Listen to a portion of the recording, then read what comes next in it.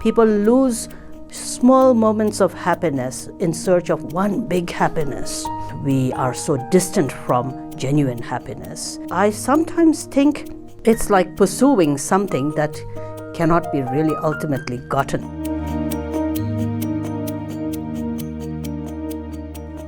In the recent times, the topic of happiness and defining happiness, or even practicing meditation, for example, for happiness, has become a very, I think, popular, let's say, topic.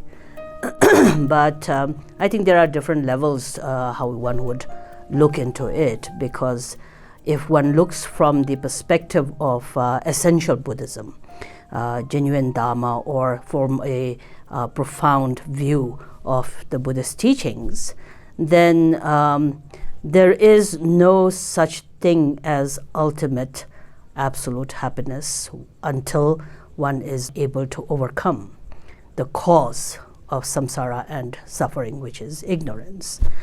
And so the entire Buddhist philosophy is oriented around how to recognize first that we are so distant from genuine happiness.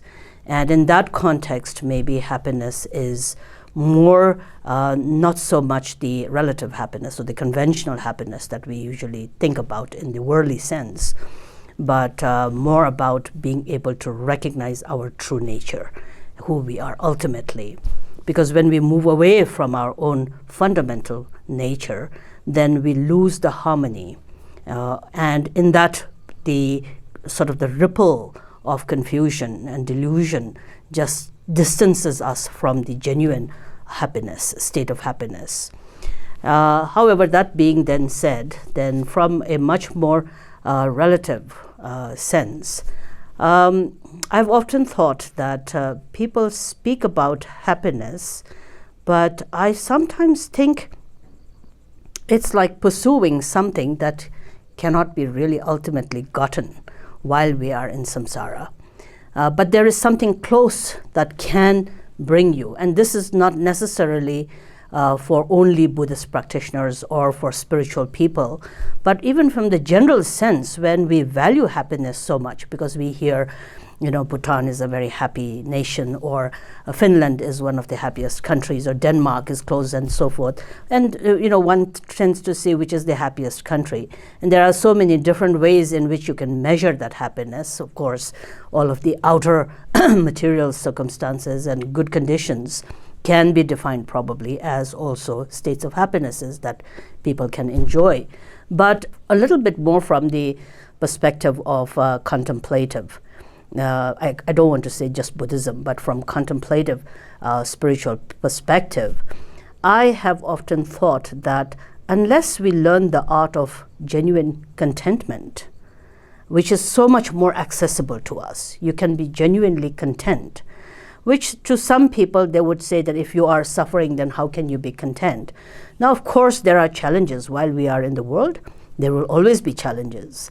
But even so, despite the conditions of challenges that are there, there are so many things that you and I can actually be grateful for and have contentment in that. For example, if you can have a good meal today, there's so much reason to celebrate that in a sense of contentment. And that, I think, in such an easier way that you can find moments of happiness.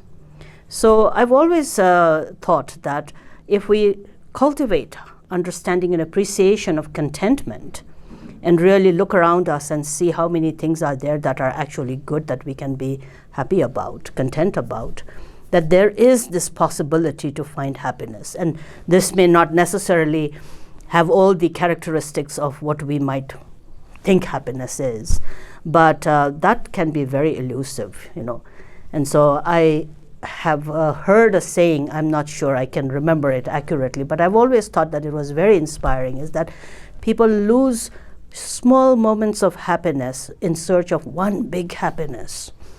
And whilst one big happiness is so difficult to often come by, but small moments of happiness, friendship, love, warmth, laughter, those are, in nature, for example, a brief moment of respite within nature.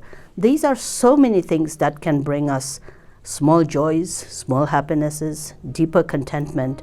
And when we begin to learn to cultivate that, I think we can probably experience happiness, or at least understand what that is. And it seems to me a lot more accessible in that way.